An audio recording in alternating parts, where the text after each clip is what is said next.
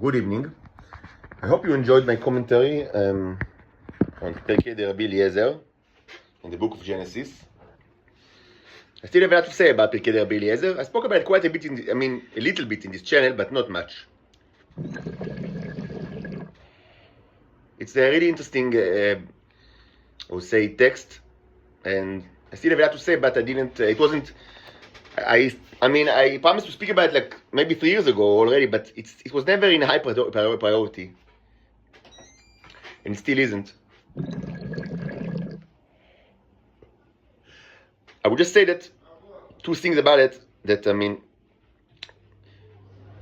first, it's interesting because it belongs to a kind of like a genre of literature that mostly exegesis of the Bible, that belongs to the time of the Tanaim and also up to the Geonim.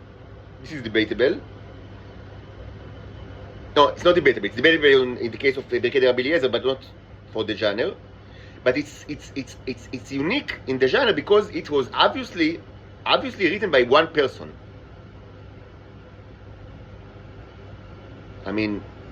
No doubt about it, and it makes it very interesting.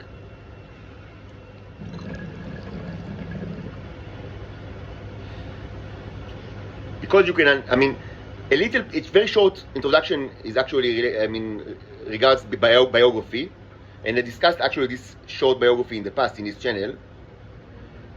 But mostly what you can learn about a person from what he, from his commentary, from the way that he writes, from his writing, and because it's obviously one person as opposed to the genre that is mostly always, it's always like written by many people. Because it's written by one person, you can actually, trace his thought and kind of like understand his philosophy through the way that he interprets the Bible. And it's actually very interesting. Second point is the question is like that I will just briefly mention is the question of like who is this person? And according to tradition, the person is of course Rabbi Eliezer, which means that this was written in the 2nd century. Of course, in the land of ancient land of Israel.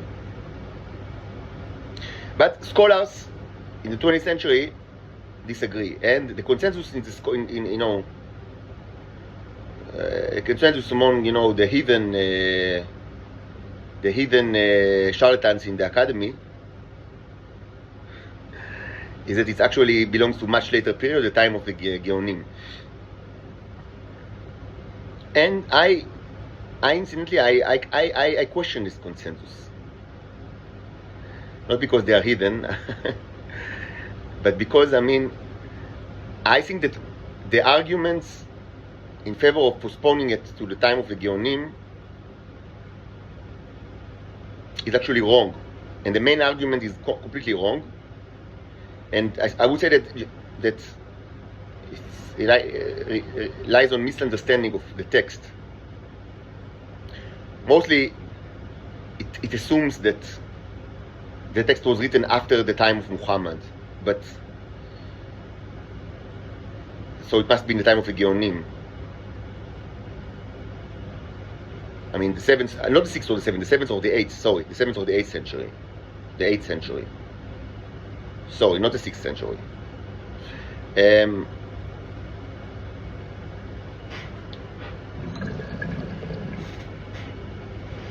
I think that it's wrong. I think it's my understanding it was not written after the time of Muhammad, and that the scholarly consensus is based on faulty argumentation.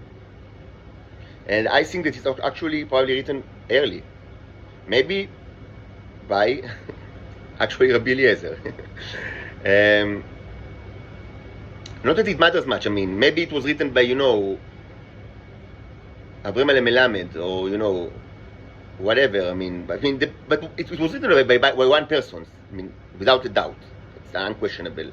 But I think that maybe actually this person actually lived as early as the 2nd century, and we can call him Rabbi Eliezer, whatever he was. It doesn't really matter.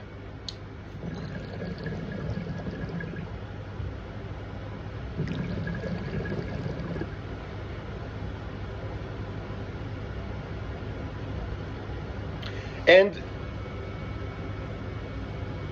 it's interesting because it's kind of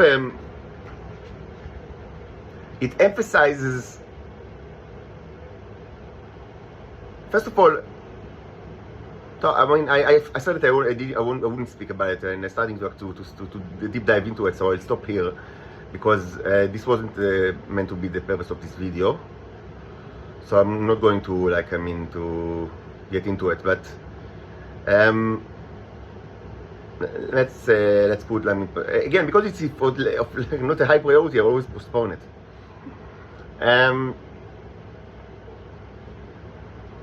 Definitely, as opposed to all other commentators, Jewish commentators, probably since forever, it deals a lot with the figure of Ishmael, which is not common. Jews mostly don't think about too much about Ishmael. It's kind of like, he's supposed to be like a secondary, ignored Ishmael, but he doesn't actually. He's like he speaks about Ishmael quite a bit, and so some people, thought, that they of it like as that. That's because it's like kind of like response to Muhammad, but I think it's just plain wrong. It's not true.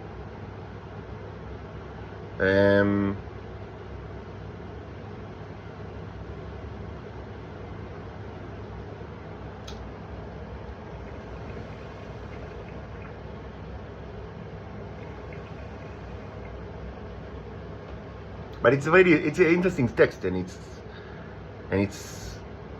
I would say just one more thing, and then I'll stop because it wasn't supposed to be the side of the topic, but that it was clearly written before the time of the transcendental thought was the predominantly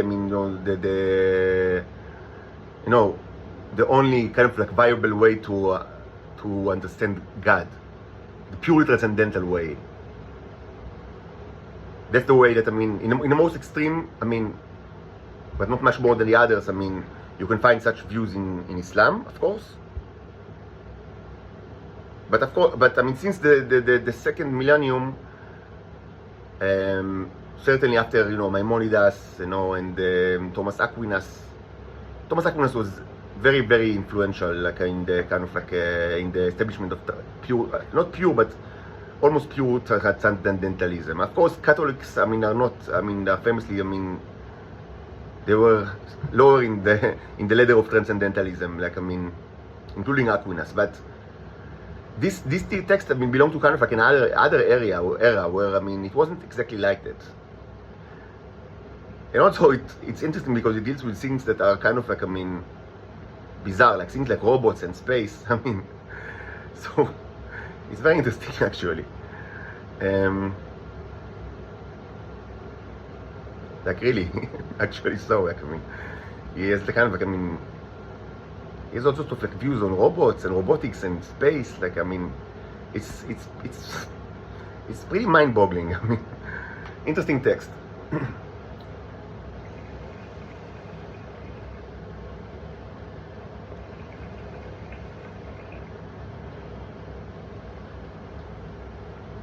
And just so one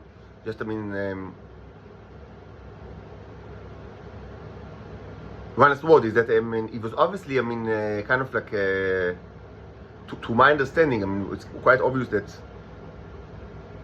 he lived in Israel in what is the territory of Israel, and he was kind of like unlike other Jews of the time or any other time, he was manifestly what you call today leaning to the left.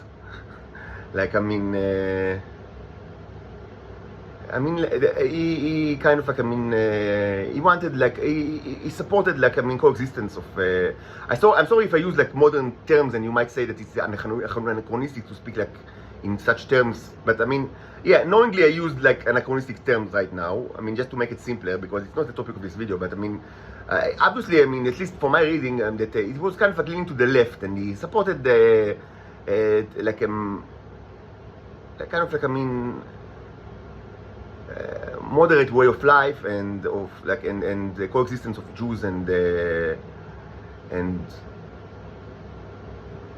I mean, later scholars think of it as Muslims, but again, I don't think that it refers to Muslims. I think that it refers to Arabs. I mean, Arabs and Muslims are not the same. Like those that were, I mean, that identified like as the offspring of Ishmael, which, I mean, the issue with Ishmael, I mean, predates Islam. I mean, it's like, I mean, and the identification of the people like in the Middle East with Ishmael is not, is very, very, very ancient. I mean.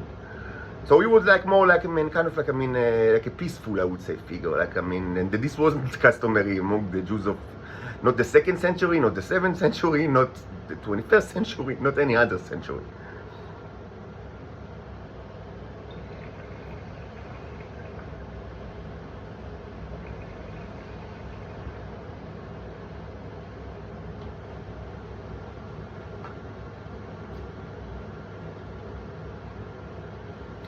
So I mean, let's stop here, because I mean, it wasn't. I didn't mean to speak about. What I meant to speak about is to reiterate some, I mean, issues that regards to, I mean, the material subjugation. I mean, the theft that, I mean, I'm always poor and always, I mean, and why it's so ridiculous right now that some people say maybe you do that, or I mean, I need to be rescued using arms and legs. No, you're not using mouses and tongues. And also I should speak about science a little bit.